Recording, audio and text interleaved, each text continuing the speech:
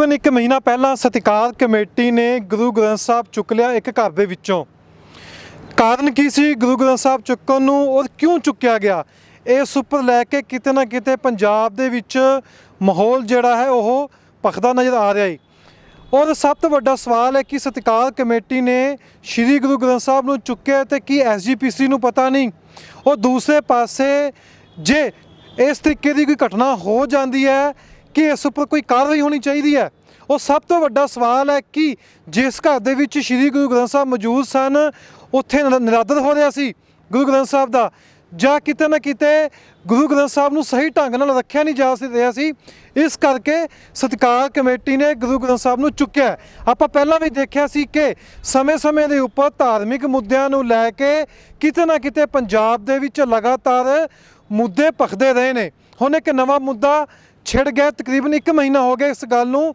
ਪਰ ਹੁਣ ਜਿਹੜੇ ਸਿੱਖ ਬੁੱਧੀਜੀਵੀ ਨੇ, ਕਈ ਕਹਿੰਦੇ ਨੇ ਕਿ ਸਤਿਕਾਰ ਕਮੇਟੀ ਨੇ ਗਲਤ ਕੀਤਾ ਔਰ ਕਈ ਕਹਿੰਦੇ ਨੇ ਜੇ ਸਤਿਕਾਰ ਕਮੇਟੀ ਨੇ ਸ਼੍ਰੀ ਗੁਰੂ ਗ੍ਰੰਥ ਸਾਹਿਬ ਨੂੰ ਚੁੱਕਿਆ ਸੀ ਤੇ 1 ਮਹੀਨੇ ਬਾਅਦ ਉਹਨਾਂ ਨੇ ਵਾਪਸ ਕਿਉਂ ਕੀਤਾ।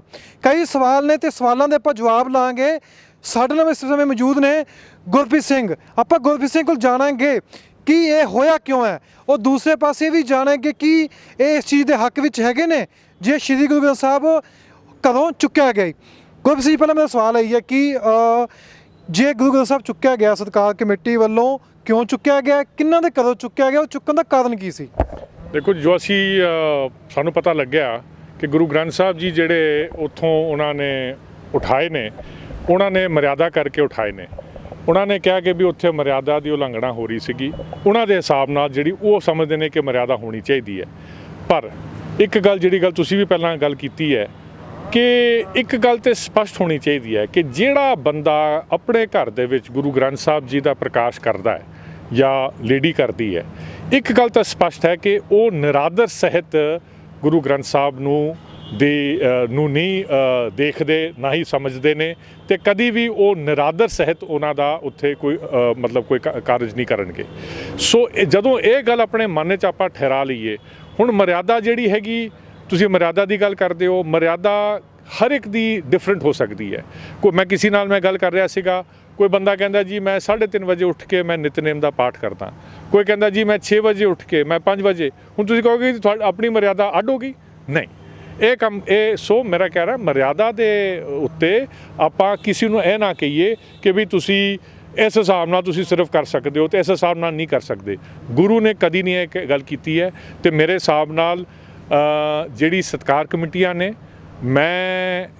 ਉਹਨਾਂ ਨੇ ਜਿਹੜਾ ਇਹ ਕੰਮ ਕੀਤਾ ਸੀਗਾ, ਮੈਂ ਇਸ ਚੀਜ਼ ਦੀ ਵੀ ਉਹਨਾਂ ਨੂੰ ਵੀ ਵਧਾਈ ਦਿੰਦਾ ਕਿ ਜਦੋਂ ਉਹਨਾਂ ਨੇ ਵੇਖਿਆ ਕਿ ਇਸ ਚੀਜ਼ ਦੇ ਉੱਤੇ ਉਹਨਾਂ ਦੀ ਜਿਹੜੀ ਗਲਤੀ ਸੀਗੀ ਨਵੇਂ, ਉਹਨਾਂ ਨੇ ਉਹਦੇ ਵੱਲ ਆਪਣਾ ਧਿਆਨ ਕੇਂਦਰਿਤ ਕੀਤਾ ਤੇ ਸੋਚਿਆ ਕਿ ਵੀ ਹਾਂ, ਵਾਕਈ ਜਿਹੜੀ ਗੱਲ ਆਮ ਜਨਤਾ ਜਿਹੜੀ ਹੈਗੀ ਪੰਜਾਬ ਦੇ ਵਿੱਚ, ਕਿਉਂਕਿ ਕਈਆਂ ਨੇ ਪੰਜਾਬੀਆਂ ਨੇ ਜਿਹੜੇ ਕਿ ਗੁਰੂ ਗ੍ਰੰਥ ਸਾਹਿਬ ਆਸਥਾ ਰੱਖਦੇ ਨੇ, ਸਿੱਖਾਂ ਨੇ, ਸਿੱਖ ਸੰਸਥਾਵਾਂ ਨੇ ਇਹਦੇ ਉੱਤੇ ਆਪਣਾ ਰੋਸ ਜ਼ਾਹਿਰ ਕੀਤਾ ਕਿ ਵੀ ਕਿਸੇ ਦੇ ਘਰੋਂ ਜਬਰਨ ਗੁਰੂ ਗ੍ਰੰਥ ਸਾਹਿਬ ਦੀ ਬੀੜ ਨੂੰ ਚੁੱਕਣ ਦਾ ਕਿੰਨਾ ਕਦੋਂ ਚੁੱਕਿਆ ਸੀ, ਕਿਹੜੇ ਸ਼ਹਿਰ ਚੋਂ?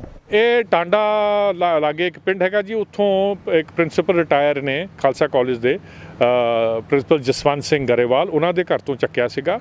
ਉਹ ਬਹੁਤ ਕੀਰਤੀ ਸਿੱਖ, ਆਪਣੇ ਲਾਈਕ ਆਈ ਸੈਡ, ਉਹਨਾਂ ਦੇ ਵਾਈਫ ਵੀ ਟੀਚਰ ਰਹਿ ਚੁੱਕੇ ਨੇ, ਰਿਟਾਇਰ ਨੇ ਹੁਣ। ਤੇ ਉਹ ਆਪਣੇ ਘਰ ਦੇ ਵਿੱਚ, ਜਿੱਦਾਂ ਆਮ ਘਰਾਂ ਦੇ ਵਿੱਚ, ਸਾਡੇ ਸਾਰਿਆਂ ਘਰਾਂ ਦੇ ਵਿੱਚ ਗੁਰੂ ਗ੍ਰੰਥ ਸਾਹਿਬ ਜੀ ਦਾ ਪ੍ਰਕਾਸ਼ ਹੁੰਦਾ ਰਿਹਾ। ਦੇਖੋ, ਉਹਨਾਂ ਨੇ ਇਹੋ ਜਿਹੀ ਕਿਹੜੀ ਗਲਤੀ ਕਰ ਦਿੱਤੀ ਸੀ ਕਿ ਚੁੱਕ ਕੇ ਲੈ ਕੇ ਕਹਿੰਦੇ ਖਾਣ ਪੀਣ ਦੀ ਚੀਜ਼ ਨੂੰ ਲੈ ਕੇ ਗਲਤੀ ਕੀਤੀ ਹੈ? ਜਿਵੇਂ ਤੁਸੀਂ ਹੁਣ ਗੱਲ ਕਹਿ ਰਹੇ ਹੋ ਵੀ ਟਾਈਮਿੰਗ, ਜਿਵੇਂ ਤੁਸੀਂ ਕਿਹਾ ਵੀ ਟਾਈਮਿੰਗ ਦੀ ਕਿਸੇ ਨੂੰ ਕੋਈ ਆਲੋਚਨਾ ਨਹੀਂ ਕਰਨੀ ਚਾਹੀਦੀ, ਜੋ ਵੀ ਵਿਅਕਤੀ ਹੈ ਜਦੋਂ ਮਰਜ਼ੀ ਗੁਰੂ ਗ੍ਰੰਥ ਸਾਹਿਬ ਪੜ੍ਹ ਸਕਦਾ ਹੈ। ਖਾਣ ਪੀਣ ਦੀ ਵਸਤਾਂ ਲੈ ਕੇ ਕੋਈ ਉੱਥੇ ਸਮੱਸਿਆ ਹੋ ਗਈ ਸੀ? ਸੁਣਨ 'ਚ ਇਹੀ ਆਇਆ ਸੀਗਾ ਕਿ ਪਹਿਲਾਂ ਤਾਂ ਨਿਕਲਿਆ ਸੀਗਾ ਕਿ ਵੀ ਉੱਥੇ ਜੀ ਅੰਡਾ ਤੇ ਮੀਟ ਬਣਦੇ ਸੀਗੇ, ਪਰ ਜਦੋਂ ਮੈਂ ਪ੍ਰਿੰਸੀਪਲ ਸਾਹਿਬ ਨਾਲ ਗੱਲ ਕੀਤੀ, ਉਹ ਕਹਿੰਦੇ ਜੀ ਮੈਂ ਖਾਂਦਾ ਸੀਗਾ, ਨਹੀਂ ਖਾਂਦਾ ਸੀਗਾ, ਬਟ ਅਕੋਰਡਿੰਗ ਟੂ ਮੀ, ਸਿੱਧੀ ਗੱਲ ਹੈ ਕਿ ਇਹ ਕਦੀ ਵੀ ਇੱਥੇ ਕਿਤੇ ਨਹੀਂ ਲਿਖਿਆ ਹੋਇਆ ਕਿ ਵੀ ਸਿੱਖ ਨੇ ਆਂਡਾ ਤੇ ਮੀਟ ਨਹੀਂ ਖਾਣਾ।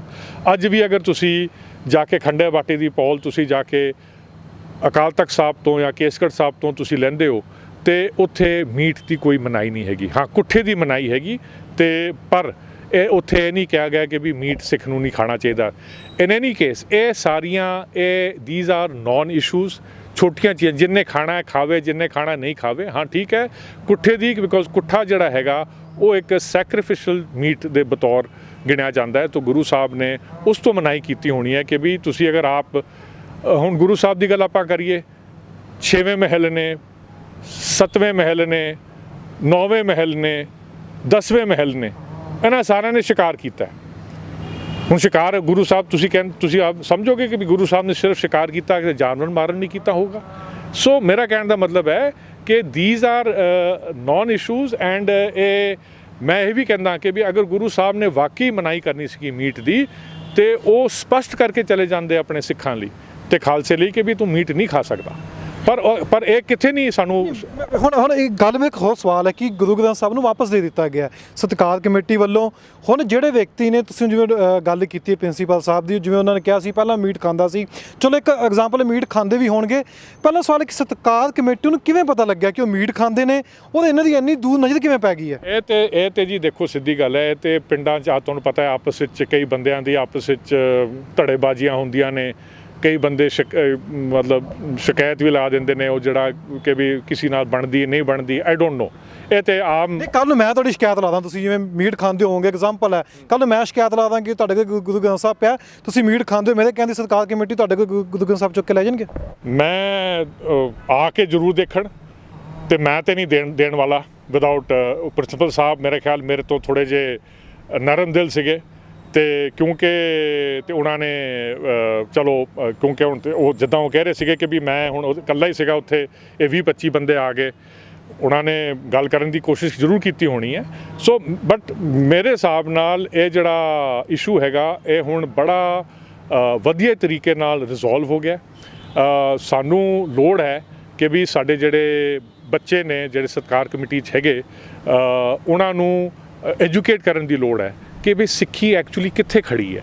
ਇਹੋ ਜਿਹੀ ਚੀਜ਼ਾਂ ਉੱਤੇ ਤੁਸੀਂ ਸਿੱਖੀ ਨੂੰ ਨਾ ਕਰੋ। ਵਾਪਸ ਦੇ ਕੇ ਗਏ ਨੇ ਗੁਰੂ ਗ੍ਰੰਥ ਸਾਹਿਬ, ਕੀ ਬੰਦਾ ਉਹ ਪਵਿੱਤਰ ਹੋ ਗਿਆ? ਇਹੋ ਜਿਹਾ ਕਿਹੜਾ ਬੰਦਾ ਗੰਗਾ ਨਹਾ ਕੇ ਆ ਗਿਆ ਵੀ ਉਹਨੂੰ ਵਾਪਸ ਦੇ ਦਿੱਤਾ ਗਿਆ ਗੁਰੂ ਗ੍ਰੰਥ ਸਾਹਿਬ? ਉਹੀ ਮੇਰਾ ਕਹਿਣ ਦਾ ਮਤਲਬ ਨਾ ਕਿ ਬੰਦਾ ਪਹਿਲਾਂ ਵੀ ਕਦੀ ਅਪਵਿੱਤਰ ਨਹੀਂ ਸੀਗਾ। ਹੁਣ ਸੋ ਮੇਰੇ ਖਿਆਲ ਹੁਣ ਇਹ ਸਮਝ ਗਏ ਨੇ ਸਤਿਕਾਰ ਕਮੇਟੀ ਨਜ਼ਰ ਵਿੱਚ ਹੁਣ ਪਵਿੱਤਰ ਹੋ ਗਿਆ ਬੰਦਾ।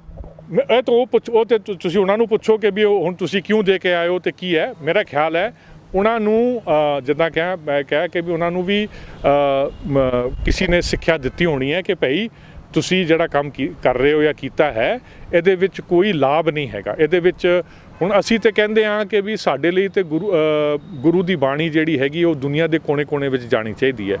ਅਸੀਂ ਤੇ ਇਹ ਕਹਿੰਦੇ ਹਾਂ ਕਿ ਵੀ ਦੁਨੀਆ ਦਾ ਜਿਹੜਾ 7.3 ਜਾਂ 4 ਬਿਲੀਅਨ ਬੰਦਾ ਹੈ, ਉਹ ਪਰਸਪੈਕਟਿਵ ਸਿੱਖ ਹੈ। ਉਹਨੂੰ ਕਿਉਂ ਵਾਂਝੇ ਅਸੀਂ ਰੱਖੀਏ? ਤੇ ਉਹਨਾਂ ਵਿੱਚੋਂ ਮੇਰਾ ਖਿਆਲ ਪਤਾ ਨਹੀਂ ਕਿੰਨੇ ਕੁ ਬੰਦੇ ਜਿਹੜੇ ਹੋਣਗੇ ਉਹ ਮੀਟ ਖਾਣ ਵਾਲੇ ਹੋਣਗੇ। ਤੁਸੀਂ ਉਹਨਾਂ ਕਹੋਗੇ ਵੀ ਤੁਸੀਂ ਗੁਰੂ ਦੀ ਬਾਣੀ ਨੂੰ ਪੜ੍ਹ ਹੀ ਨਹੀਂ ਸਕਦੇ। ਇਹ ਕੰਮ ਗਲਤ ਹੈ ਮੇਰਾ ਕਹਿਣ ਦਾ ਮਤਲਬ। ਸੋ ਇਹ ਜਿਹੜੀ ਚੀਜ਼ਾਂ ਨੇ ਇਹਨਾਂ ਦੇ ਵਿੱਚ ਸਾਨੂੰ ਇਹ ਛੋਟੀ ਚੀਜ਼ਾਂ ਜਿਹੜੀਆਂ ਮੈਂ ਗੱਲ ਕੀਤੀਆਂ ਨੇ, ਸਾਨੂੰ ਇਹਦੇ ਵਿੱਚ ਉਲਝ ਕੇ ਨਹੀਂ ਰਹਿ ਜਾਣਾ ਚਾਹੀਦਾ। ਜਿੰਨੇ ਖਾਣਾ ਖਾਵੇ, ਜਿੰਨੇ ਨਹੀਂ ਖਾਣਾ ਨਾ ਖਾਵੇ। ਸਤਿਕਾਰ ਕਮੇਟੀ ਗੁਰੂ ਗ੍ਰੰਥ ਸਾਹਿਬ ਨੂੰ ਚੁੱਕਣ ਆਏ ਸੀ, ਉਹਨਾਂ ਵਿੱਚ ਕੋਈ ਇਹੋ ਜਿਹਾ ਸਮਝਦਾਰ ਬੰਦਾ ਨਹੀਂ ਹੈਗਾ ਸੀ ਜਿਹੜਾ ਸਮਝਾ ਸਕਦਾ ਕਿ ਆਪਾਂ ਗਲਤ ਕਰ ਰਹੇ ਹਾਂ। ਹੁਣ ਕਈ ਲੋਕ ਇਹੋ ਜਿਹੇ ਹੋਣਗੇ ਜਿਨ੍ਹਾਂ ਨੇ ਕਦੇ ਗੁਰੂ ਗ੍ਰੰਥ ਸਾਹਿਬ ਰੱਖਿਆ, ਉਹ ਸਿੱਖ ਵੀ ਨਹੀਂ ਗਏ, ਉਹ ਇਹ ਮੀਟ ਖਾਂਦੇ ਨੇ, ਫਿਰ ਸਾਰਿਆਂ ਦਾ ਕਦੇ ਗੁਰੂ ਗ੍ਰੰਥ ਸਾਹਿਬ ਚੁੱਕਣਗੇ? ਇਹੀ ਗੱਲ ਹੋ ਗਈ ਨਾ ਜੀ। ਦੇਖੋ ਅਸੀਂ ਪੁਰਾਤਨ ਸਮੇਂ ਦੇ ਵਿੱਚ ਅਸੀਂ ਕੀ ਕੀਤਾ ਕਿ ਜਿਨ੍ਹਾਂ ਘਰਾਂ ਦੇ ਵਿੱਚ ਗੁਰੂ ਗ੍ਰੰਥ ਸਾਹਿਬ ਪ੍ਰਕਾਸ਼ ਸੀਗੇ, ਭਾਵੇਂ ਉਹ ਖੱਤਰੀ ਸੀਗੇ, ਚੀਂਬੇ ਸੀਗੇ, ਨਾਈ ਸੀਗੇ, ਰਵਿਦਾਸੀਏ ਹੋ ਗਏ, ਉਹਨਾਂ ਦੇ ਘਰਾਂ 'ਚੋਂ ਅਸੀਂ ਤੇ ਗੁਰੂ ਗ੍ਰੰਥ ਸਾਹਿਬ ਨੂੰ ਉਠਾ ਦਿੱਤਾ। ਠੀਕ ਹੈ ਨਾ, ਵਿਚ ਇਜ਼ ਸੈਡ। ਕਿਉਂਕਿ ਉਹਨਾਂ ਦੀ ਮੈਂ ਕਿਸੇ ਬੰਦੇ ਨਾਲ ਗੱਲ ਕਰ ਰਿਹਾ ਸੀਗਾ, ਟਾਟਾ ਕੰਪਨੀ ਦਾ ਇੱਕ ਚੇਅਰਮੈਨ ਦਰਬਾਰੀ ਸੇਠ, ਉਹ ਮੈਨੂੰ ਦੱਸਦੇ ਨੇ ਕਿ ਦਰਬਾਰੀ ਸੇਠ ਜਦੋਂ ਇਹ ਮੇਰਾ ਜਿਹੜਾ ਵੀਰ ਹੈਗਾ ਹਰਦੀਪ ਸਿੰਘ, ਜਦੋਂ ਇਹ ਟਾਟਾ ਦੇ ਵਿੱਚ ਡਾਇਰੈਕਟਰ ਲੱਗਿਆ, ਤੇ ਦਰਬਾਰੀ ਸੇਠ ਨੇ ਉਹਨਾਂ ਨੂੰ ਪੁੱਛਿਆ ਉਹ ਬੋਰਡ ਮੀਟਿੰਗ ਤੋਂ ਬਾਅਦ ਕਿ ਵੀ ਤੁਸੀਂ ਕੀ ਹੁੰਦਾ ਅਗਰ ਤੁਸੀਂ ਆਪਣੇ ਘਰੇ ਹੁੰਦੇ? ਕਹਿੰਦੇ ਜੀ ਮੇਰੇ ਮਾਤਾ ਜੀ ਮੇਰੇ ਲਈ ਅਰਦਾਸ ਕਰਦੇ ਕਿ ਵੀ ਮੈਨੂੰ ਇੱਕ ਨਵਾਂ ਅਹੁਦਾ ਮਿਲਿਆ, ਤੇ ਇੱਥੇ ਆਉਣ ਤੋਂ ਪਹਿਲਾਂ ਮੇਰੇ ਲਈ ਸ਼ੁਕਰਾਨਾ ਕਰਦੇ, ਅਰਦਾਸ ਕਰਦੇ। ਤੇ ਕਹਿੰਦਾ ਉਸ ਦਿਨ ਸ਼ਾਮ ਨੂੰ ਮੀਟਿੰਗ ਖਤਮ ਹੋ ਗਈ, ਬੋਰਡ ਮੀਟਿੰਗ, ਤੇ ਮੈਨੂੰ ਰਾਤ ਨੂੰ ਮੈਸੇਜ ਆ ਗਿਆ ਕਿ mister Seth wants to see you in his house ਅਗਲੇ ਦਿਨ ਸਵੇਰੇ 9 ਵਜੇ। ਕਹਿੰਦਾ ਅਗਲੇ ਦਿਨ 9 ਵਜੇ ਮੈਂ ਉੱਥੇ ਪਹੁੰਚਿਆ, ਤੇ ਦਰਬਾਰੀ ਸੇਠ ਜਿਹੜੇ ਚੇਅਰਮੈਨ ਟਾਟਾ ਗਰੁੱਪਸ ਦੇ ਕੰਪਨੀਆਂ ਦੇ ਸੀਗੇ, ਉਹ ਕੁੜਤੇ ਪਜਾਮੇ 'ਚ, ਉਹਨਾਂ ਦੇ ਹੱਥ 'ਚ ਗੁਟਕਾ, ਤੇ ਉਹਨਾਂ ਨੇ ਕਿਹਾ ਮੈਂ ਪਹਿਲਾਂ ਪ੍ਰਕਾਸ਼ ਵੀ ਹੁੰਦਾ ਸੀਗਾ, ਬਟ ਉਹਨਾਂ ਦੇ ਹੱਥ ਗੁਟਕਾ। ਉਹਨਾਂ ਨੇ ਕਹਿੰਦੇ ਮੈਂ ਗੁਟਕੇ ਤੋਂ ਮੈਂ ਹੁਣ ਪਾਠ ਕਰਾਂਗਾ ਥੋੜ੍ਹਾ ਜਿਹਾ, ਤੇ ਅਰਦਾਸ ਕਾਕਾ ਮੈਂ ਤੇਰੇ ਲਈ ਕਰਾਂਗਾ ਜਿਹੜੇ ਤੇਰੇ ਪੇਰੈਂਟਸ ਨੇ ਕਰਨੀ ਸੀਗੀ ਆਪਣੇ ਘਰੇ। ਇਹ ਇੰਨੀ ਆਸਥਾ ਹੈ ਲੋਕਾਂ ਦੇ ਵਿੱਚ ਗੁਰੂ ਗ੍ਰੰਥ ਸਾਹਿਬ ਪ੍ਰਤੀ। ਮੈਨੂੰ ਕਿਸੇ ਹੋਰ ਇੱਕ ਛੋਟੇ ਵੀਰ ਦਾ ਫੋਨ ਆਇਆ ਸੀਗਾ ਉੜੀਸਾ ਤੋਂ, ਕਹਿੰਦਾ ਹਾਲੀ ਵੀ ਉੱਥੇ ਉੜੀਆ ਨੇ। ਉਹਨੇ ਉਹ ਗੁਰੂ ਨਾਨਕ ਸਾਹਿਬ ਦੀ ਜਿਹੜੇ ਕਦਮ ਨੇ ਜਗਨਨਾਥਪੁਰੀ ਤੱਕ ਦੇ, ਉਹਨੇ ਉਹਦੇ 'ਤੇ ਕਿਤਾਬ ਲਿਖੀ ਹੈ, ਅਤੇ ਕਹਿੰਦਾ ਹਾਲੀ ਵੀ ਉੱਥੇ ਪਿੰਡ ਨੇ, ਮੰਦਿਰ ਨੇ ਉੱਥੇ, ਉੜੀਆ ਨੇ। ਸਿੱਖ ਨਹੀਂ, ਮਤਲਬ ਆਪਣੇ ਆਪ ਨੂੰ ਸਿੱਖ ਨਹੀਂ ਕਹਿੰਦੇ, ਪਰ ਮੈਂ ਕਹਿੰਦਾ ਸਿੱਖ ਹੀ ਹੋਣਗੇ। ਉਹ ਹਾਲੀ ਵੀ ਕਹਿੰਦੇ ਨੇ ਕਿ ਨਾਨਕ ਹਮਕੋ ਬਚਾਏਗਾ, ਨਾਨਕ ਹਮਕੋ ਮਾਰੇਗਾ, ਨਾਨਕ ਕੇ ਬਗੈਰ ਹਮ ਕਿਸੇ ਕੋ ਨਹੀਂ ਜਾਣਦੇ। ਇੰਨੇ ਕੁ ਬੰਦੇ ਨੇ ਦੁਨੀਆ ਭਰ ਦੇ ਵਿੱਚ ਜਿਹੜੀ ਗੁਰੂ ਨਾਨਕ ਸਾਹਿਬ ਦੇ ਵਿੱਚ, ਸਿੱਖੀ ਦੇ ਵਿੱਚ ਆਸਥਾ ਰੱਖਦੇ ਨੇ। ਤੁਸੀਂ ਹੁਣ ਇੱਕ ਗੱਲ ਛੇੜੀ ਸੀ ਕਿ ਜਿਸ ਤਰੀਕੇ ਨਾਲ ਗੁਰੂ ਗ੍ਰੰਥ ਸਾਹਿਬ ਚੁੱਕ ਦਿੱਤੇ ਗਏ, ਨਾਈ ਦਾ ਜ਼ਿਕਰ ਕੀਤਾ, ਝਿੰਮੀ ਦਾ ਜ਼ਿਕਰ ਕੀਤਾ, ਰਵਿਦਾਸੀ ਦਾ ਜ਼ਿਕਰ ਕੀਤਾ, ਕੀ ਸੰਦੇਸ਼ ਗਿਆ ਹੋਏਗਾ ਲੋਕਾਂ ਦੇ ਵਿੱਚ ਜੇ ਗੁਰੂ ਗ੍ਰੰਥ ਸਾਹਿਬ ਇਹਨਾਂ ਕੋਲ ਚੁੱਕਿਆ ਗਿਆ ਘਰਾਂ ਚੋਂ? ਤੁਸੀਂ ਤਾਂ ਮੈਂ ਕਹਿ ਰਿਹਾ ਕਿ ਉਹਨਾਂ ਨੇ ਤਾਂ ਕਹਿਤਾ ਹੋਗਾ ਕਿ ਵੀ ਅਸੀਂ ਫਿਰ ਸਿੱਖ ਹੀ ਨਹੀਂ ਰਹੇ। ਹੁਣ ਤੁਸੀਂ ਇੱਥੇ ਵੀ ਜਦੋਂ ਤੁਸੀਂ ਆਏ ਸੀ, ਫਲਸਫਾ ਕੀ ਸਿੱਖਦਾ? ਜੇ ਸਿੱਖ ਦੀ ਫਲਸਫੇ ਦੀ ਗੱਲ ਕਰੀਏ, ਅਸੀਂ ਕਿਸੇ ਨੇ ਗੁਰੂ ਗ੍ਰੰਥ ਸਾਹਿਬ ਪੜ੍ਹਨ ਨਹੀਂ ਦੇਣਾ, ਕੋਈ ਨੀਵੀਂ ਜਾਤੀ ਵਾਲੇ ਨੂੰ ਅਸੀਂ ਗੁਰੂ ਗ੍ਰੰਥ ਸਾਹਿਬ ਪੜ੍ਹਨ ਦੇ ਉਹ ਆਖਦਾ ਨਹੀਂ ਗੇ। ਤੇ ਮੈਂ ਕਹਿ ਰਿਹਾ, ਦੇਖੋ ਜੀ, ਸਿੱਖੀ ਦਾ ਤਾਂ ਫਰਜ਼ ਹੀ ਹੈਗਾ ਕਿ ਆਪਾਂ ਨੀਵਿਆਂ ਤੇ ਨੀਚ ਜਾਤ, ਨੀਤੀ ਹੂੰ ਅਤ ਨੀਚ, ਨੀਚੇ ਸੇ ਉੱਚ ਕਰੇ ਗੋਬਿੰਦ। ਇੱਕ ਹੋਰ ਜ਼ਿਕਰ ਆਉਂਦਾ ਹੈ ਕਿ ਜਿਸ ਤਰੀਕੇ ਨਾਲ ਹੁਣ ਗੁਰੂ ਗ੍ਰੰਥ ਸਾਹਿਬ ਦੀ ਘਟਨਾ ਵਾਪਰੀ ਹੈ, ਸਤਿਕਾਰ ਕਮੇਟੀ ਚੁੱਕ ਕੇ ਲੈ ਕੇ ਗਈ ਹੈ, ਤੁਸੀਂ ਹੁਣ ਨੀਵੀਂ ਜਾਤੀਆਂ ਦੀ ਗੱਲਬਾਤ ਕੀਤੀ ਵੀ ਉਹਨਾਂ ਕੋਲ ਵੀ ਚੁੱਕ ਕੇ ਲੈ ਗਈ ਹੈ, ਕਾਰਨ ਮੰਨਦੇ ਹੋ ਸਾਡੀ 'ਚ ਕਮੀ ਹੈਗੀ ਹੈ, ਇਹ ਟੁੱਟ ਕੇ ਡੇਰੇ ਨੂੰ ਜਾਣਗੇ, ਫਿਰ ਕਸੂਰਵਾਰ ਕੌਣ ਹੋਊਗਾ ਇਹਦੇ ਵਿੱਚ? ਡੈਫੀਨੇਟਲੀ ਅਸੀਂ ਹੋਵਾਂਗੇ। ਅਸੀਂ ਤਾਂ ਕਹਿੰਦੇ ਹਾਂ, ਅਸੀਂ ਜਿਹੜੇ ਸਾਡੇ ਨਾਲ ਜੁੜੇ ਹੋਏ ਸੀਗੇ, ਅਸੀਂ ਅਗਰ ਉਹਨਾਂ ਨੂੰ ਤੋੜਨ 'ਤੇ ਰਹਿ ਗਏ, ਅਸੀਂ ਉਹਨਾਂ ਨੂੰ ਕਹਿ ਦਿੱਤਾ ਕਿ ਵੀ ਤੂੰ ਵੀ ਸਿੱਖ ਨਹੀਂ, ਤੂੰ ਵੀ ਨਹੀਂ, ਤੂੰ ਵੀ ਨਹੀਂ, ਤੂੰ ਵੀ ਨਹੀਂ, ਤੇ ਫਿਰ ਉਹਨਾਂ ਨੇ ਕਿੱਥੇ ਤੋਂ ਹੋਰ ਤੇ ਜਾਣਾ ਹੀ ਹੋਇਆ ਨਾ ਜੀ। ਸੋ ਹੁਣ ਅੱਜ ਅਸੀਂ ਅਗਰ ਪੰਜਾਬ ਦੇ ਵਿੱਚ ਅਸੀਂ ਕਹਿੰਦੇ ਹਾਂ ਕਿ ਜੀ ਹੁਣ ਈਸਾਈ ਬਣ ਰਹੇ ਨੇ, ਜਾਂ ਇਹ ਡੇਰਿਆਂ 'ਚ ਜਾ ਰਹੇ ਨੇ, ਜਾਂ ਇਹ RSS ਨਾਲ ਜੁੜ ਰਹੇ ਨੇ, ਜਾਂ ਜੋ ਵੀ ਹੈਗਾ, ਕਿਉਂ ਨਹੀਂ ਹੋਣਗੇ? ਕਿਉਂਕਿ ਤੁਸੀਂ ਤਾਂ ਉਹਨਾਂ ਨੂੰ ਧਕਾਰਤਾ। ਸੋ ਮੇਰਾ ਕਹਿਣ ਦਾ ਮਤਲਬ ਹੈ ਕਿ ਸਿੱਖੀ ਤੁਸੀਂ ਆਪਣੇ ਆਪ ਨੂੰ ਇੰਨਾ ਸੰਕੋਚ ਕੇ ਨਾ ਰੱਖੋ। Sikhism is an inclusive philosophy, ਹਰ ਇੱਕ ਨੂੰ ਗਲਵੱਕੜੀ ਪਾਉਣ ਵਾਲੀ ਇਹ ਇੱਕ ਫਿਲਾਸਫੀ ਹੈ। ਇਹ SGPC ਕਿਉਂ ਨਹੀਂ ਸਮਝਦੀ? ਤੁਸੀਂ ਉਹਨੇ ਬੜੀ ਵਧੀਆ ਗੱਲ ਕਰ ਰਹੇ ਹੋ, ਇਹ SGPC ਕਿਉਂ ਨਹੀਂ ਸਮਝਦੀ? SGPC ਨੇ ਸਮਝਣਾ ਬੰਦ ਕਰ ਦਿੱਤਾ ਕਿ SGPC ਦੇ ਉੱਤੇ ਸਿਆਸਤ ਦਾ ਇੰਨਾ ਕੋਈ ਦਬਾਅ ਹੈਗਾ ਕਿ ਉਹਨਾਂ ਨੇ ਅੱਖਾਂ ਕੰਨ ਬੰਦ ਕਰ ਲੈਣੇ? ਬਿਲਕੁਲ ਸਿਆਸਤ ਦਾ ਦਬਾਅ ਹੈਗਾ। ਮੈਂ ਬਥੇਰੇ ਟਾਈਮ ਅੱਗੇ ਵੀ ਕਹਿ ਚੁੱਕਿਆ ਤੇ ਹੁਣ ਵੀ ਮੈਂ ਕਹਿਣਾ ਚਾਹਾਂਗਾ ਕਿ ਸਿਆਸਤ ਨੇ ਸਾਡੇ ਧਰਮ ਨੂੰ ਜਕੜਿਆ ਹੋਇਆ। ਠੀਕ ਹੈ, ਮੀਰੀ ਪੀਰੀ ਦਾ ਕਨਸੈਪਟ ਸਾਡੇ ਧਰਮ ਦੇ ਵਿੱਚ ਹੈਗਾ, ਸਾਡੀ ਸਿੱਖੀ ਦੇ ਵਿੱਚ ਹੈ, ਨੋ ਡਾਊਟ ਗੁਰੂ ਸਾਹਿਬ ਨੇ ਸਾਨੂੰ ਦਿੱਤਾ ਹੈ, ਪਰ ਉਹਦੇ ਵਿੱਚ ਇਹ ਸੀਗਾ ਕਿ ਵੀ ਜਿਹੜੀ ਪੀਰੀ ਸੀਗੀ ਉਹਨੇ ਸੇਧ ਦੇਣੀ ਸੀਗੀ ਮੀਰੀ ਨੂੰ। ਅੱਜ ਦੇ ਟਾਈਮ ਦੇ ਵਿੱਚ ਇਹ ਬਿਲਕੁਲ ਹੀ ਉਲਟ ਚੀਜ਼ ਹੋ ਗਈ ਹੈ। ਸਿਆਸਤ ਨੇ ਇੰਨਾ ਜਕੜ ਲਿਆ ਧਰਮ ਨੂੰ ਵੀ ਕਿ ਹੁਣ ਅੱਜ ਦੀ ਡੇਟ ਵਿੱਚ ਹਰ ਇੱਕ ਚੀਜ਼ ਸਿਆਸਤ ਕਰਕੇ ਹੀ ਹੁੰਦੀ ਹੈ। ਸੋ ਜਿਹੜੀ ਗੱਲ ਆਪਾਂ ਜਿਹੜੇ ਫੈਲਾਅ ਵਾਲੀ ਗੱਲ ਕਰ ਰਹੇ ਹਾਂ, ਤੁਸੀਂ ਜਿਹੜਾ SGPC ਹੈ, ਹੁਣ ਕੁਝ ਲਾਸਟ 40-50 ਸਾਲਾਂ ਤੋਂ ਇੱਕ ਹੀ ਧਿਰ ਉਹਦੇ ਉੱਤੇ ਕਾਬਜ਼ ਹੈ, ਅਕਾਲੀ ਦਲ ਬਾਦਲ, ਠੀਕ, ਜਿਹੜੀ ਸਿਆਸਤ ਪਾਰਟੀ ਹੈ। ਉਹਨਾਂ ਨੇ ਵੀ, ਮੈਂ ਕਹਿੰਦਾ ਕਿ ਪੰਜਾਬ ਦੇ ਵੀ ਜਿਹੜੇ ਮਸਲੇ ਸੀਗੇ ਉਹ ਪੰਜਾਬ ਦੇ ਮਸਲੇ ਸੀਗੇ, ਪਰ ਉਹਨਾਂ ਨੇ ਬਤੌਰ ਸਿਰਫ ਸਿੱਖ ਮਸਲੇ ਅੱਗੇ ਜਾ ਕੇ ਸਿਆਸਤ ਦੇ ਵਿੱਚ ਉਹਨਾਂ ਨੇ ਸਿਰਫ ਉਹਨਾਂ ਨੂੰ ਸਿੱਖ ਮਸਲਿਆਂ ਕਰਕੇ, ਕਿਉਂਕਿ ਉਹ ਸਮਝਦੇ ਸੀਗੇ ਕਿ ਆਪਾਂ ਵੋਟਾਂ ਲੈ ਲਈਏ। ਅਰੇ ਭਾਈ, ਤੁਸੀਂ ਆਪਣੇ ਆਪ ਨੂੰ ਮਤਲਬ ਸਿੱਖੀ ਨੂੰ ਨਾ ਵਰਤੋ। ਤੁਸੀਂ ਪੰਜਾਬ ਦੀ ਪ੍ਰੋਬਲਮ ਨੂੰ ਤੁਸੀਂ ਸਿੱਖ ਪ੍ਰੋਬਲਮ ਕਰਕੇ ਤੁਸੀਂ ਬਤੌਰ ਪੇਸ਼ ਕਰਤਾ। ਸੋ ਤੁਸੀਂ ਦੇਖੋ ਕਿ ਤੁਸੀਂ ਕਿੰਨਾ ਕੁ ਉਹਦੇ ਵਿੱਚ ਸਿੱਖਾਂ ਦਾ ਨੁਕਸਾਨ ਵੀ ਅਸੀਂ ਉਠਾਇਆ ਹੈ, ਠੀਕ ਹੈ ਨਾ। ਸੋ ਮੇਰਾ ਕਹਿਣ ਦਾ ਮਤਲਬ ਹੈ ਕਿ ਸਿਆਸਤ ਨੂੰ ਅੱਜ ਵੀ, ਪਰਸੋਂ ਵੀ ਮੈਨੂੰ ਕੋਈ ਬੰਦਾ ਕਹਿ ਰਿਹਾ ਸੀਗਾ ਕਿ ਭਾਜੀ ਅਗਰ ਸਿੱਖ ਜਿਹੜੇ ਨੇ ਉਹ ਹਾਲੀ ਨਹੀਂ ਸਮਝਦੇ ਮੀਰੀ ਪੀਰੀ ਕਨਸੈਪਟ ਨੂੰ, ਜਾਂ ਉਹ ਭੁੱਲ ਬੈਠੇ ਨੇ, ਜਾਂ ਤੇ ਮੋੜੋ ਸਮਝ ਜਾਣ, ਨਹੀਂ ਤੇ ਟਾਈਮ ਆ ਗਿਆ ਹੈ ਕਿ ਆਪਾਂ ਨੂੰ ਲੋਕਾਂ ਨੂੰ ਦੱਸਣਾ ਪੈਣਾ ਹੈ ਕਿ ਤੁਸੀਂ ਧਰਮ ਨੂੰ ਤੇ ਸਿਆਸਤ ਨੂੰ ਅੱਡ ਕਰੋ। ਧਰਮ ਨੂੰ ਧਰਮ ਵਾਲੀ ਤੁਰਨ ਦਿਓ, ਧਰਮ ਨੂੰ ਤੁਸੀਂ ਸਿਆਸਤ ਦੇ ਨਾਲ ਨਾ ਮਤਲਬ ਸਿਆਸਤ ਨੂੰ ਨਾ ਖੇਡਣ ਦਿਓ ਧਰਮ ਦੇ ਨਾਲ। ਕਿਉਂਕਿ ਤੇ SGPC ਦਾ ਜਿਹੜਾ ਹੈਗਾ, ਜੇ ਤੁਸੀਂ ਕਹਿ ਰਹੇ ਹੋ SGPC ਵਾਲੇ ਨਹੀਂ ਸਮਝਦੇ, ਭਾਵੇਂ ਸਮਝਦੇ ਹੋਣਗੇ, ਪਰ ਉਹ ਇੰਨੇ ਸਿਆਸਤੀ ਆਪ ਹੋ ਚੁੱਕੇ ਨੇ ਕਿ ਉਹਨਾਂ ਨੂੰ ਧਰਮ ਨਾਲ ਕੋਈ ਮਤਲਬ ਹੀ ਨਹੀਂ ਹੈਗਾ। ਹੁਣ SGPC ਵਾਲਾ ਜਿਹੜਾ ਉੱਥੇ ਆਉਂਦਾ ਹੈ, ਮੇਰੇ ਹਿਸਾਬ ਨਾਲ ਉਹ ਜਿਹੜਾ ਮੈਂਬਰ ਬਣਦਾ ਹੈ, ਉਹਦਾ ਪਹਿਲਾਂ ਉਹਦੀ ਇੱਛਾ ਹੀ ਹੁੰਦੀ ਹੈ ਕਿ ਚੱਲ ਅੱਜ ਮੈਂ SGPC ਦਾ ਮੈਂਬਰ ਬਣ ਗਿਆ, ਹੁਣ ਕੱਲ੍ਹ ਨੂੰ ਮੈਨੂੰ MLA ਦੀ ਟਿਕਟ ਮਿਲ ਜੂਗੀ, ਫਿਰ ਮੈਂ ਮੰਤਰੀ ਬਣ ਜੂੰਗਾ। ਸੋ ਉਹਦਾ ਮਕਸਦ ਹੀ ਇਹ ਹੁੰਦਾ ਹੈ, ਉਹਦਾ ਮਕਸਦ ਧਰਮ ਦਾ ਪ੍ਰਚਾਰ ਪ੍ਰਸਾਰ ਵਾਲੀ ਗੱਲ ਕੋਈ ਨਹੀਂ ਹੈਗੀ। ਉਹਦਾ ਮਕਸਦ ਹੀ ਹੈਗਾ it is stepping stone to becoming MLA। ਜੇ ਆਪਾਂ ਠੇਠ ਪੰਜਾਬੀ 'ਚ ਕਿਹਾ ਜਾਵੇ ਕਿ ਸਿਆਸਤ ਨੇ ਸਿੱਖ ਧਰਮ ਨੂੰ ਬਲੀ ਚੜਾਤਾ। ਬਿਲਕੁਲ, ਮੈਂ ਤਾਂ ਕਹਿੰਦਾ ਜਕੜਿਆ ਹੋਇਆ, ਬਲੀ ਚੜਾਤਾ। ਸੋ ਇਹ ਸਾਨੂੰ ਇਸ ਤੋਂ ਹਟਣਾ ਪੈਣਾ। ਸਾਨੂੰ ਜੇ ਅਗਰ ਆਪਣਾ ਧਰਮ ਜਿਹੜਾ ਹੈਗਾ, ਸਾਡੀ ਜਿਹੜੀ ਵਧੀਆ ਫਿਲਾਸਫੀ ਜਿਹੜੀ ਗੁਰੂ ਨੇ ਸਾਨੂੰ ਦਿੱਤੀ ਹੈ ਕਿ ਗੁਰੂ ਸਾਹਿਬ ਦੀ, ਉਹ ਸਾਨੂੰ ਜੇ ਫੈਲਾਉਣੀ ਹੈ ਤੇ ਸਾਨੂੰ ਸਿਆਸਤ ਨੂੰ ਬਿਲਕੁਲ ਅੱਡ ਕਰਨਾ ਪੈਣਾ।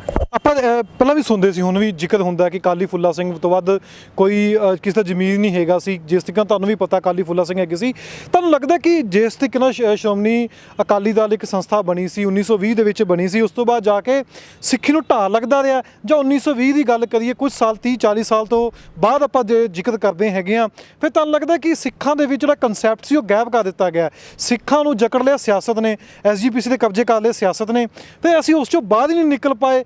ਔਰ ਜਿਵੇਂ ਮੈਂ ਜ਼ਿਕਰ ਕੀਤਾ ਅਕਾਲੀ ਫੁੱਲਾ ਸਿੰਘ ਵਰਗਾ, ਫਿਰ ਤੁਹਾਨੂੰ ਲੱਗਦਾ ਉਸ ਤੋਂ ਬਾਅਦ ਕੋਈ ਵੀ ਸ਼੍ਰੋਮਣੀ ਅਕਾਲੀ ਦਲ ਨੂੰ ਸਾਂਭਣ ਵਾਲਾ ਆਇਆ? ਬਿਲਕੁਲ ਨਹੀਂ, ਕਿਉਂਕਿ ਦੇਖੋ ਜੀ SGPC ਵੀ ਜਦੋਂ ਬਣਨ ਚਾਹੀ ਹੈ, ਇਹ ਤੇ ਅਸੀਂ ਆਮ ਜਾਣਦੇ ਹਾਂ ਕਿ ਉਸ ਟਾਈਮ ਜਦੋਂ ਅੰਗਰੇਜ਼ ਨੇ ਇਹ ਐਕਟ ਬਣਾਇਆ ਹੈ ਤੇ ਉਹਨੇ ਸਪਸ਼ਟ ਗੱਲ ਕਹਿ ਦਿੱਤੀ ਸੀਗੀ ਕਿ ਵੀ ਮੈਂ ਇਹੋ ਜੀ ਫਾਹੀ ਇਹਨਾਂ ਸਿੱਖਾਂ ਦੇ ਗੱਲ 'ਚ ਪਾ ਚੱਲਿਆ ਕਿ ਹੁਣ ਆਪਸ 'ਚ ਲੜੇ ਮਰ ਜਾਣਗੇ। ਉਹੀ ਗੱਲ ਹੋਈ ਹੈ ਤੇ ਉਹੀ ਗੱਲ ਸਾਬਤ ਹੋਈ ਹੈ। ਮੇਬੀ ਜਿਹੜਾ ਅੰਗਰੇਜ਼ ਸੀਗਾ ਉਹਨੇ ਉਸ ਟਾਈਮ ਦੇ ਸਿੱਖਾਂ ਨੂੰ ਕਾਫੀ ਸਟੱਡੀ ਕਰਕੇ ਤੇ ਉਹਨੇ ਆਪਣੇ ਆਪ ਨੂੰ ਇੰਨਾ ਬਣਾ ਲਿਆ ਸੀਗਾ ਐਜੂਕੇਟਿਡ ਕਿ ਉਹਨੂੰ ਪਤਾ ਸੀਗਾ ਕਿ ਚਲੋ ਇਹ ਮੰਗਦੇ ਨੇ ਆਹ ਦੇ ਜਾਈਏ। ਸਿੱਖੀ ਦੇ ਵਿੱਚ ਤੇ ਕਦੀ ਇਲੈਕਸ਼ਨ ਦਾ ਕਨਸੈਪਟ ਰਿਹਾ ਹੀ ਨਹੀਂ, ਸਿਲੈਕਸ਼ਨ ਦਾ ਹੁੰਦੀ ਸੀਗੀ। ਹੁਣ ਜੇ ਤੁਸੀਂ ਸਿਲੈਕਸ਼ਨ ਦੀ ਗੱਲ ਕੀਤੀ, 1920 ਤੋਂ ਬਾਅਦ SGPC ਬਣਦੀ ਹੈ, ਉਸ ਤੋਂ ਬਾਅਦ ਤਖਤ ਬਣ ਜਾਂਦੇ ਨੇ 5 ਤਖਤ। ਜਿਹੜਾ 5 ਬਣਨਾ ਕਿਤੇ ਵੀ ਲਿਖਿਆ ਨਹੀਂ ਹੋਇਆ ਸਿੱਖ ਇਤਿਹਾਸ ਦੇ ਵਿੱਚ ਕਿ 5 ਤਖਤ ਹੈਗੇ ਨੇ। ਇਹ ਵੀ ਇੱਕ ਰਾਜਨੀਤੀ ਲੱਗਦੀ ਕਿਤੇ ਨਾ ਕਿਤੇ। ਡੈਫੀਨੇਟਲੀ ਇਹ ਤੇ ਦੇਖੋ ਹੁਣ 5ਵਾਂ ਜਿਹੜਾ ਬਣਿਆ ਸੀਗਾ ਉਹ ਤੇ ਸਿਰਫ ਦਮਦਮਾ ਸਾਹਿਬ ਅਤੇ 60 'ਚ ਹੀ ਬਣਿਆ ਨਾ, 1960 ਦੇ ਮਤਲਬ ਹੁਣੇ ਬਣਿਆ। ਪਹਿਲਾਂ ਜਿਹੜੇ SGPC ਐਕਟ ਦੇ ਵਿੱਚ ਤਾਂ ਸਿਰਫ ਅਕਾਲ ਤਖਤ ਸਾਹਿਬ ਤੇ ਕੇਸਗੜ੍ਹ ਸਾਹਿਬ ਸੀਗੇ। ਸੋ ਇਹ ਜਿਹੜਾ ਹੈਗਾ again representation of various places ਜਾਂ ਜੋ ਮਰਜ਼ੀ ਤੁਸੀਂ ਕਹਿ ਲਓ। ਤਖਤਾਂ ਦੀ ਜਿਹੜੀ ਗੱਲ ਹੈਗੀ, ਦੇਖੋ ਇਹ ਕੀ ਹੋਇਆ ਕਿ ਅਨਫੋਰਚੂਨੇਟਲੀ ਜਦੋਂ ਇਹ ਤਖਤ ਵੀ ਬਣ ਗਏ ਨਾ, ਫਿਰ ਜਿਹੜੇ 5 ਉਹਦਾਂ ਦੇ ਮੁੱਖ ਸੇਵਾਦਾਰ ਬਣ ਗਏ, ਇਹਨਾਂ ਨੇ ਇੱਕ ਪਰਮਾਨੈਂਟ ਆਪਣੇ ਆਪ ਨੂੰ 5 ਪਿਆਰਿਆਂ ਦਾ ਦਰਜਾ ਦੇ ਦਿੱਤਾ, ਜਦ ਕਿ ਸਿੱਖੀ ਦੇ ਵਿੱਚ ਪਰਮਾਨੈਂਟ 5 ਪਿਆਰੇ ਕਦੀ ਨਹੀਂ ਹੋਏ। ਤੁਸੀਂ ਸਮਝੋ ਮੇਰੀ ਗੱਲ, ਠੀਕ ਹੈ ਨਾ। ਐਂਡ ਉਹਦੇ ਨਾਲ ਫਿਰ ਕੀ ਹੋਇਆ ਹੈ ਕਿ ਜਿਹੜਾ ਸਰਬਤ ਖਾਲਸਾ ਵਾਲਾ ਜਿਹੜਾ ਕਨਸੈਪਟ ਸੀਗਾ, ਜਿੱਥੇ ਗੁਰੂ ਸਾਹਿਬ ਨੇ ਗੁਰਗੱਦੀ ਗੁਰੂ ਗ੍ਰੰਥ ਸਾਹਿਬ ਜੀ ਨੂੰ ਤੇ ਗੁਰਪੰਥ ਨੂੰ ਦਿੱਤੀ ਹੈ, ਜਿਹੜਾ ਪੰਥ ਨੂੰ ਗੁਰਿਆਈ ਮਿਲੀ ਹੈ, ਉਹਦਾ ਕਨਸੈਪਟ ਹਟ ਗਿਆ ਤੇ 5 ਬੰਦਿਆਂ ਦੇ ਹੱਥ 'ਚ ਜਾ ਕੇ ਰਹਿ ਗਿਆ, ਵਿਚ ਇਜ਼ ਇਨਕਰੈਕਟ। ਸੋ ਇਹ ਜਿਹੜਾ ਕੰਮ ਹੋਇਆ ਨਾ, ਜਿਹੜਾ ਹੁਣ ਮੈਂ ਕਹਿੰਦਾ ਕਿ ਜਿਹੜਾ ਗੁਰੂ ਗ੍ਰੰਥ ਸਾਹਿਬ ਮੁੜ ਪ੍ਰਿੰਸੀਪਲ ਜਸਵੰਤ ਸਿੰਘ ਦੇ ਜਾ ਕੇ ਉੱਥੇ ਪ੍ਰਕਾਸ਼ ਹੋਏ ਨੇ, ਮੈਂ ਇਹਦੇ ਵਿੱਚ I look at it as a very good step. It is a mini Sarbat Khalsa. ਸਿੱਖਾਂ ਨੇ, ਸਿੱਖ ਜਥੇਬੰਦੀਆਂ ਨੇ, ਪੰਜਾਬੀਆਂ ਨੇ, ਅਕਾਲ ਤਖਤ ਸਾਹਿਬ ਦੇ ਮੁੱਖ ਸੇਵਾਦਾਰ ਦਾ ਜਿਹੜਾ ਬਿਆਨ ਸੀਗਾ, ਉਹਨਾਂ ਦੀ, ਪ੍ਰਸ਼ਾਸਨ ਦੀ ਇਨਵੋਲਵਮੈਂਟ ਇਹਦੇ ਵਿੱਚ, ਕਿਉਂਕਿ ਆਈ ਨੋ ਦ ਸਟੇਟ ਗਵਰਨਮੈਂਟ ਨੇ ਵੀ ਇਹਦੇ ਵਿੱਚ ਰੋਲ ਨਿਭਾਇਆ ਹੈ। ਤੇ ਇਹਨਾਂ ਸਾਰਿਆਂ ਦੇ ਅਸੀਂ ਸਾਰਿਆਂ ਨੇ ਮਿਲ ਜੁਟ ਕੇ, ਸਤਿਕਾਰ ਕਮੇਟੀ ਵਾਲਿਆਂ ਨੇ ਆਪਣੇ ਸਾਡੇ ਨਾਲ ਬੈਠ ਕੇ ਵਿਚਾਰ ਵਟਾਂਦਰੇ ਤੋਂ ਬਾਅਦ ਇਹ ਸਾਰਿਆਂ ਨੇ ਬੈਠ ਬੂਠ ਕੇ ਇਹ ਇੱਕ ਸਰਬਤ ਖਾਲਸਾ ਵਾਲਾ ਇੱਕ ਕਨਸੈਪਟ ਮੁੜ ਥੋੜ੍ਹਾ ਜਿਹਾ ਉੱਭਰ ਕੇ ਆਇਆ ਹੈ ਕਿ ਵੀ ਅਸੀਂ ਸਾਰੇ ਜਿਹੜੀ ਵੀ ਕੋਈ ਮਾੜੀ ਮੋਟੀ ਸਮੱਸਿਆ ਹੁੰਦੀਆਂ ਨੇ, ਇਹ ਤਾਂ ਬਹੁਤ ਛੋਟੀ ਗੱਲ ਸੀਗੀ ਮੇਰੇ ਹਿਸਾਬ ਨਾਲ, ਬਟ ਚਲੋ ਇਹਦਾ ਨਿਪਟਾਰਾ ਵਧੀਆ ਤਰੀਕੇ ਨਾਲ ਹੋਇਆ, ਸਾਰਿਆਂ ਦੀ ਸਰਬ ਸਹਿਮਤੀ ਨਾਲ ਹੋਇਆ ਤੇ ਸਾਰਿਆਂ ਨੂੰ ਪਤਾ ਲੱਗਿਆ ਕਿ ਵੀ ਹਾਂ ਵੀ ਠੀਕ ਹੋ ਗਿਆ। ਤੇ ਮੈਂ ਅੱਗੇ ਤੋਂ ਵੀ ਉਮੀਦ ਕਰਦਾ ਕਿ ਕੋਈ ਵੀ ਇਹੋ ਜਿਹੇ ਕੋਈ ਵੀ ਮਸਲੇ ਹੋਣ, ਮੈਂ ਤਾਂ ਇਹੀ ਬੇਨਤੀ ਕਰਦਾ ਕਿ ਭਰਾਵੋ ਭੈਣੋ ਇਕੱਠੇ ਬੈਠੋ ਤੇ ਹੱਲ ਇਕੱਠਾ ਆਪਾਂ ਕੱਢੀਏ। ਇਹ ਆਪਾਂ ਧਿਰਾਂ 'ਚ ਆਪਾਂ ਨਾ ਵੰਡ ਕੇ ਰਹਿ ਜਾਈਏ। ਹੁਣ ਇੱਕ ਹੋਰ ਇਹ 'ਚ ਸਵਾਲ ਆਉਂਦਾ ਹੈ ਕਿ ਜਿਸ ਤਰੀਕੇ ਤੁਸੀਂ ਹੁਣ ਗੱਲ ਕੀਤੀ ਕਿ 5 ਤਖਤਾਂ ਦਾ ਕੰਸੈਪਟ ਨਹੀਂ ਹੈਗਾ ਸੀ, ਕਿ ਲੋਕਾਂ ਨੂੰ ਧਰਮ ਦੇ ਨਾਂ ਦੇ ਉੱਤੇ ਆਪਾਂ ਕੋਈ ਵੀ ਚੀਜ਼ ਬਣਾ ਦਿੰਦੇ ਆ, ਚਾਹੇ 5 ਤਖਤ ਬਣ ਗਏ ਨੇ, ਚਾਹੇ ਉਹਨੇ SGPC ਤੁਸੀਂ ਜ਼ਿਕਰ ਕੀਤਾ 1920 ਦਾ ਕਿ ਅੰਗਰੇਜ਼ ਨੇ ਬਣਾਈ ਸੀ, ਆਪਾਂ ਸਭ ਨੂੰ ਆਪਸ 'ਚ ਲੜਾ ਰਹੇ ਨੇ। ਜਦੋਂ ਧਰਮ ਦੇ ਨਾਂ ਦੇ ਉੱਤੇ ਚੀਜ਼ ਬਣਦੀ ਹੈ ਕਿ ਇਹ ਰਾਜਨੀਤੀ ਤੋਂ ਪ੍ਰੇਰਿਤ ਹੁੰਦੀ ਹੈ। ਰਾਜਨੀਤੀ ਲੋਕਾਂ ਨੂੰ ਪਤਾ ਹੁੰਦਾ ਕਿ ਸਿੱਖ ਦੇ ਮਾਮਲੇ ਵਿੱਚ ਜਾਂ ਧਰਮ ਦੇ ਮਾਮਲੇ ਵਿੱਚ ਸਿੱਖ ਬੋਲਣਗੇ ਨਹੀਂ, ਉਹ ਕੋਈ ਵੀ ਇਹਨਾਂ ਨੂੰ ਧਾਰਮਿਕ ਨਾਂ ਦੇ ਉੱਤੇ ਮੁੱਦਾ ਦੇ ਦਈਏ ਇਹ ਚੁੱਪ ਰਹਿਣਗੇ, ਉਸ ਦਾ ਵਿਰੋਧ ਨਹੀਂ ਕਰਨਗੇ ਕਿਉਂਕਿ ਆਸਥਾ ਹੈ। ਪਰ ਲੋਕਾਂ ਨੂੰ ਸਮਝ ਆਉਂਦੀ ਹੈ ਕਿ ਆਸਥਾ ਦੇ ਨਾਂ ਦੇ ਉੱਤੇ ਸਾਨੂੰ ਆਪਸ 'ਚ ਲੜਾ ਰਹੇ ਨੇ, ਆਸਥਾ ਦੇ ਨਾਂ ਦੇ ਉੱਤੇ ਸਾਨੂੰ ਅਲੱਗ ਕਰ ਰਹੇ ਨੇ, ਆਸਥਾ ਦੇ ਨਾਂ ਦੇ ਉੱਤੇ ਸਾਡੇ ਵਿੱਚ ਵੰਡੀਆਂ ਪਾਤੀਆਂ ਨੇ, ਆਸਥਾ ਦੇ ਨਾਂ ਦੇ ਉੱਤੇ ਅਸੀਂ ਜਿਸ ਤਰੀਕੇ ਦਲਿਤਾਂ ਨਾਲ ਧੱਕਾ ਹੋ ਰਿਹਾ, ਇਹ ਸਾਰੀ ਰਾਜਨੀਤੀ ਦੀ ਇੱਕ ਚਾਲ ਹੈ ਕਿ ਲੋਕੀ ਸਮਝਦੇ ਵੀ ਨਹੀਂ ਇਸ ਚੀਜ਼ ਨੂੰ। ਬਿਲਕੁਲ, ਲੋਕੀ ਦੇਖੋ, ਲੋਕੀ ਇਹ ਤੁਹਾਡੀ ਗੱਲ ਵੀ ਦੁਰਸਤ ਹੈ। ਐਕਚੁਅਲੀ ਮੇਰਾ ਖਿਆਲ ਹੈ ਸ਼ਾਇਦ 80-90% ਜਿਹੜੇ ਸਿੱਖ ਨੇ, ਮੈਂ ਤਾਂ ਉਹਨਾਂ ਨੂੰ ਬੇਨਤੀ ਕਰਦਾ ਕਿ ਭਾਈ ਤੁਸੀਂ ਧਰਮ ਦੇ ਵਿੱਚ ਜਾਂ ਸਿੱਖੀ ਆਪਣੀ ਕੌਮ ਦੀ ਵਿੱਚ ਤੁਸੀਂ ਥੋੜ੍ਹਾ ਜਿਹਾ ਇੰਟਰਸਟ ਸ਼ੋ ਕਰੋ। ਮਤਲਬ ਨਹੀਂ ਤਾਂ 90% ਜਿਹੜੇ ਬੰਦੇ ਨੇ ਉਹ ਮਤਲਬ ਉਹ ਕਹਿੰਦੇ ਨੇ ਸਾਨੂੰ ਕੀ ਲੈਣਾ ਦੇਣਾ, ਜੋ ਮਰਜ਼ੀ ਹੁੰਦਾ ਰਹੇ। ਮਿਸਾਲ ਦੇ ਤੌਰ 'ਤੇ ਮੈਂ ਤੁਹਾਨੂੰ ਦੱਸਦਾ ਕਿ ਆਪਣਾ ਤੁਹਾਡਾ ਨਾਨਕਸ਼ਾਹੀ ਕੈਲੰਡਰ ਜਿਹੜਾ ਜਦੋਂ ਨਿਕਲਿਆ ਸੀਗਾ, ਮੈਂ ਦਿੱਲੀ ਇੱਕ ਫੰਕਸ਼ਨ ਤੇ ਮੈਂ ਬੋਲ ਰਿਹਾ ਸੀਗਾ ਤੇ ਮੈਂ ਦਿੱਲੀ ਦੇ ਸਿੱਖਾਂ ਨੂੰ ਮੈਂ ਗੱਲ ਕੀਤੀ। ਮੈਂ ਜਦੋਂ ਸਰਨਾ ਗਰੁੱਪ ਉੱਥੇ ਕਾਬਿਜ਼ ਸੀਗਾ ਤੇ ਉਹ ਮੂਲ ਨਾਨਕਸ਼ਾਹੀ ਕੈਲੰਡਰ ਦੇ ਹਿਸਾਬ ਨਾਲ ਤੁਸੀਂ ਆਪਣੇ ਸਾਰੇ ਤਿਉਹਾਰ ਤੇ ਆਪਣੀ ਡੇਟਾਂ ਦੇ ਮੁਤਾਬਿਕ ਤੁਸੀਂ ਚੱਲਦੇ ਸੀਗੇ। ਜਦੋਂ ਜੀਕੇ ਆਇਆ ਉਹ ਕਿਉਂਕਿ ਐਸਜੀਪੀਸੀ ਨੇ ਤੇ ਤੋੜਪੋੜ ਕਰ ਦਿੱਤੀ ਸੀਗੀ ਮੂਲ ਨਾਨਕਸ਼ਾਹੀ ਕੈਲੰਡਰ 2010 ਵਿੱਚ ਜੀਕੇ ਆਇਆ, ਉਹਨੇ ਤੁਹਾਨੂੰ ਉਸ ਹਿਸਾਬ ਨਾਲ ਕਰਤਾ। ਮੈਂ ਕਿਹਾ ਆਪਣੀ ਤੁਹਾਡੀ ਜਿਹੜੀ ਵਿਵੇਕ ਹੈ, ਜਿਹੜੀ ਤੁਸੀਂ ਹਰ ਰੋਜ਼ ਤੁਸੀਂ ਅਰਦਾਸ ਵਿੱਚ ਵੀ ਕਹਿੰਦੇ ਹੋ, ਤੁਸੀਂ ਤੁਹਾਡੀ ਆਪਣੀ ਸੋਚ ਕਿੱਥੇ ਗਈ? ਜਾਂ ਤਾਂ ਤੁਸੀਂ ਉਸ ਟਾਈਮ ਕਹਿ ਦਿੰਦੇ ਕਿ ਭਈ ਨਹੀਂ ਸਰਨਾ ਮੈਂ ਤੁਹਾਡੇ ਨਾਲ ਨਹੀਂ ਤੁਰਨਾ ਕਿਉਂਕਿ ਅਸੀਂ ਇਸ ਚੀਜ਼ ਨੂੰ ਨਹੀਂ ਮੰਨਦੇ। ਡਰ ਲੱਗਦਾ ਸਿੱਖਾਂ ਨੂੰ, ਉਹਦੇ ਨਾਲ ਡਰ ਲੱਗਦਾ ਹੈ ਵੀ ਉਹਦੇ ਨਾਲ ਚਲੇ ਜਾਣ। ਨਹੀਂ, ਕਿ ਮੇਰਾ ਕਹਿਣ ਦਾ ਮਤਲਬ ਤੁਹਾਡੀ ਉਹੀ ਮੈਂ ਤੁਹਾਨੂੰ ਕਹਿ ਰਿਹਾ, ਗੁਰੂ ਨੇ ਤੁਹਾਨੂੰ ਇੱਕ ਸੋਵਰਨ ਬੰਦਾ, ਇੱਕ ਆਜ਼ਾਦ ਬੰਦਾ ਬਣਾਇਆ। ਤੁਸੀਂ you are a spirit born person, spirit ਆਜ਼ਾਦ ਹੁੰਦੀ ਹੈ। ਗੁਰੂ ਨੇ ਤੁਹਾਨੂੰ ਇਸ ਜਦੋਂ ਸਾਜਿਆ ਹੈਗਾ, ਤੁਹਾਨੂੰ ਇਸ ਸੋਚ ਨਾਲ ਸਾਜਿਆ ਕਿ ਤੁਸੀਂ ਇੱਕ ਆਜ਼ਾਦ ਹਸਤੀ ਹੋ। ਤੁਹਾਡੀ ਆਜ਼ਾਦੀ ਕਿੱਥੇ ਗਈ? ਅਗਰ ਤੁਹਾਨੂੰ ਲੀਡਰ ਹੀ ਤੁਹਾਨੂੰ ਧੱਕ ਕੇ ਤੁਹਾਨੂੰ ਇੱਥੇ ਲੈ ਜਾਣ ਉੱਥੇ ਲੈ ਜਾਣ ਤੇ ਤੁਸੀਂ ਉਹਨਾਂ ਦੇ ਪਿੱਛੇ ਤੁਰੋ, ਤੇ ਤੁਹਾਡੀ ਆਜ਼ਾਦੀ ਕਿੱਥੇ ਗਈ? ਮੈਂ ਤਾਂ ਕਹਿੰਦਾ ਪੰਜਾਬ ਦੇ ਵਿੱਚ ਵੀ, ਮੈਂ ਹੁਣ ਪਿੱਛੇ ਕੋਵਿਡ ਦੇ ਵਿੱਚ ਮੈਂ ਕੋਈ ਸਾਡੀ ਬ੍ਰਿਟਿਸ਼ ਹਾਈ ਕਮਿਸ਼ਨ ਦੇ ਨਾਲ ਕੋਈ ਇੰਟਰਫੇਥ ਹੋਈ ਸੀਗੀ 3 ਤਰੀਕ ਨੂੰ, ਤੇ ਉੱਥੇ ਵੀ ਮੈਂ ਗੱਲ ਕੀਤੀ ਹੈ ਕਿ ਵੀ ਜਿਹੜਾ ਕੇਰਲਾ ਦਾ ਜਿਹੜਾ ਮਾਡਲ ਹੈ, ਜਿੱਥੇ ਵਿੱਚ ਐਕਚੁਅਲੀ ਜਿਹੜੀ ਆਵਾਮ ਹੈ, ਜਿਹੜੀ ਜਨਤਾ ਹੈ, ਉਹ ਗਵਰਨੈਂਸ ਦੇ ਵਿੱਚ ਹਿੱਸੇਦਾਰ ਹੈ, ਹਿੱਸਾ ਲੈਂਦੀ ਹੈ। ਸੋ ਮੈਂ ਤੇ ਕਹਿੰਦਾ ਕਿ ਵੀ ਪੰਜਾਬੀਓ ਤੁਸੀਂ ਵੀ ਜਾਗੋ। ਤੁਹਾਡਾ ਕੇਰਲਾ ਦੀ ਗੱਲ ਕੀਤੀ, ਨਾਸਤਿਕ ਨੇ ਉੱਥੇ, ਆਪਾਂ ਦੇਖਦੇ ਕਮਿਊਨਿਸਟ ਪਾਰਟੀ ਹੈਗੀ ਆ, ਕਾਫੀ ਲੋਕ ਨਾਸਤਿਕ ਹੈਗੇ ਨੇ। ਪਰ ਦੇਖੋ ਉਹਨਾਂ ਦੀ, ਮੈਂ ਕਹਿੰਦਾ ਉਹ ਜਿਹੜੀ ਬਾਟਮ ਅਪ ਅਪਰੋਚ ਹੈ, ਹੁਣ ਇੱਥੇ ਕੀ ਹੈਗਾ, ਲੀਡਰ ਡਿਸਾਈਡ ਕਰਦੇ ਨੇ ਕਿ ਵੀ ਕੀ ਹੋਣਾ ਚਾਹੀਦਾ ਹੈ। ਤੁਹਾਡੀ ਯਾਰ ਜਿਹੜੀ ਜਨਤਾ ਹੈ, ਉਹਨਾਂ ਨੂੰ ਪਤਾ ਲੱਗਣਾ ਚਾਹੀਦਾ ਕਿ ਵੀ ਸਾਨੂੰ ਕੀ ਕਰਨਾ ਚਾਹੀਦਾ ਹੈ। ਹੁਣ ਉੱਥੇ ਅਗਰ ਤੁਸੀਂ ਕਹਿੰਦੇ ਹੋ ਕਿ ਵੀ ਹੈਲਥ ਕੇਅਰ ਸਿਸਟਮ ਜਾਂ ਐਜੂਕੇਸ਼ਨ ਸਿਸਟਮ ਬੜਾ ਵਧੀਆ ਹੈ, ਉਹ ਵੀ ਕਿਉਂਕਿ ਲੋਕਾਂ ਨੇ ਚਾਹਿਆ ਤੇ ਸਰਕਾਰ ਨੂੰ ਕਰਨਾ ਪਿਆ। ਮੈਂ ਤਾਂ ਕਹਿੰਦਾ ਪੰਜਾਬੀਓ ਤੁਸੀਂ ਵੀ ਆਪਣਾ ਇਹ ਜਿਹੜਾ ਤੁਹਾਡਾ ਫਰਜ਼ ਹੈਗਾ ਪੰਜਾਬ ਪ੍ਰਤੀ, ਮਨੁੱਖਤਾ ਪ੍ਰਤੀ, ਤੁਸੀਂ ਇਸ ਚੀਜ਼ ਨੂੰ ਸਮਝੋ ਤੇ ਸੰਭਾਲੋ, ਤੇ ਤੁਸੀਂ ਆਪਣੇ ਆਪ ਨੂੰ ਮਤਲਬ ਇੰਨਾ ਸੁਹਿਰਦ ਕਰ ਦਿਓ ਕਿ ਵੀ ਤੁਸੀਂ ਕਹੋਗੇ ਨਹੀਂ ਸਾਨੂੰ ਇਹ ਚੀਜ਼ ਚਾਹੀਦੀ ਹੈ। ਪਿੰਡ ਤੋਂ ਸ਼ੁਰੂ ਕਰੋ, ਪਿੰਡ ਵਾਲੇ ਇਕੱਠੇ ਹੋ ਜਾਣ। ਬਟ ਗੱਲ ਇਹ ਹੈਗੀ ਕਿ ਵੀ ਪਿੰਡਾਂ 'ਚ ਅਸੀਂ ਸਾਰੇ ਵੰਡੇ ਹੋਏ ਹਾਂ। ਅਨਫੋਰਚੂਨੇਟਲੀ ਕਹਿਣ ਨੂੰ ਅਸੀਂ ਕਹੀ ਜਾਂਦੇ ਹਾਂ ਕਿ ਵੀ ਅਸੀਂ ਸਿੱਖ ਹਾਂ, ਅਸੀਂ ਇੱਕ ਗੁਰੂ ਗ੍ਰੰਥ ਸਾਹਿਬ ਸਿਰਫ ਨੂੰ ਮੰਨਦੇ ਹਾਂ, ਬਟ ਤੁਸੀਂ ਦੇਖੋ ਪਿੰਡਾਂ 'ਚ 6 ਤੇ ਗੁਰਦੁਆਰੇ ਬਣ ਗਏ।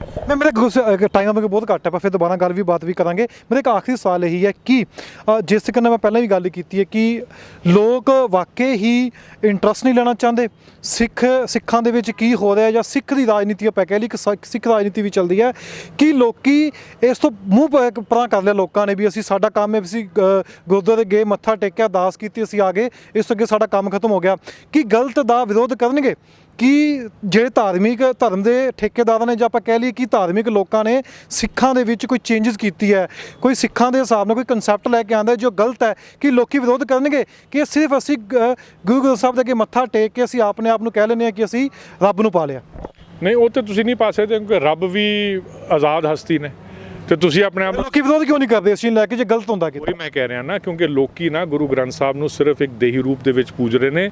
ਲੋਕੀ ਗੁਰੂ ਗ੍ਰੰਥ ਸਾਹਿਬ ਤੋਂ ਸਿੱਖਿਆ ਨਹੀਂ ਲੈ ਰਹੇ, ਠੀਕ ਹੈ ਨਾ। ਜਿਹੜਾ ਗੁਰੂ ਗ੍ਰੰਥ ਸਾਹਿਬ ਦੇ ਵਿੱਚ ਗਿਆਨ ਦਿੱਤਾ ਹੈ ਗੁਰੂ ਨੇ, ਉਹ ਉਸ ਚੀਜ਼ ਨੂੰ ਧਾਰਨ ਨਹੀਂ ਕਰ ਰਹੇ।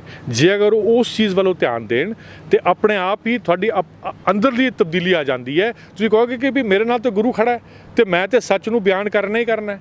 ਮੈਂ ਇਹ ਨਹੀਂ ਕਹਿਣਾ ਕਿ ਵੀ ਇਹਨੂੰ ਮਾੜਾ ਲੱਗੂਗਾ, ਇਹਨੂੰ ਚੰਗਾ ਲੱਗੂਗਾ ਜਾਂ ਮਾੜਾ ਲੱਗੂਗਾ। ਲੋਕੀ ਆਸਾਂ ਨਾਲ ਬੋਲਦੇ ਕਿਉਂ ਨਹੀਂ? ਜੇ ਕੋਈ ਗਲਤ ਵੀ ਕਰ ਰਿਹਾ, ਜੇ ਕੋਈ ਐਸਜੀਪੀਸੀ ਫੈਸਲਾ ਲੈਂਦੀ ਹੈ, ਗਲਤ ਲੈਂਦੀ ਹੈ, ਫਿਰ ਲੋਕੀ ਬੋਲਦੇ ਕਿਉਂ ਨਹੀਂ ਕਿ ਜੋ ਵੀ ਐਸਜੀਪੀਸੀ ਨੇ ਕਹਤਾ ਫੈਸਲਾ ਸਾਡੇ ਪ੍ਰਵਾਨ ਹੋ ਜਾਂਦਾ? ਇਹੀ ਮੈਂ ਤੇ ਸਿਰਫ ਬੇਨਤੀ ਕਰ ਸਕਦਾ ਕਿ ਵੀ ਅਸੀਂ ਇੱਥੇ ਐਟਲੀਸਟ ਕੇਂਦਰੀ ਸ੍ਰੀ ਗੁਰੂ ਸਿੰਘ ਸਭਾ ਤੋਂ ਅਸੀਂ ਜਦੋਂ ਵੀ ਕੋਈ ਫੈਸਲੇ ਹੁੰਦੇ ਨੇ ਜਿਹੜੇ ਕਿ ਅਸੀਂ ਸਮਝਦੇ ਹਾਂ ਸਾਡੀ ਸੋਚ ਮੁਤਾਬਕ ਸਿੱਖੀ ਦੇ ਉਲਟ ਫੈਸਲੇ ਨੇ, ਭਾਵੇਂ ਉਹ ਅਕਾਲ ਤਖਤ ਤੋਂ ਹੀ ਸਾਨੂੰ ਕਿਉਂ ਨਾ ਕੁਝ ਲੈਟਰ ਆਈ ਹੋਵੇ ਕਿ ਵੀ ਇਹ ਇੱਦਾਂ ਹੋਣਾ ਚਾਹੀਦਾ, ਅਸੀਂ ਉਹਦਾ ਵੀ ਜਵਾਬ ਦੇ ਦਿੰਦੇ ਹਾਂ ਕਿ ਵੀ ਅਸੀਂ ਤੁਹਾਡੇ ਨਾਲ।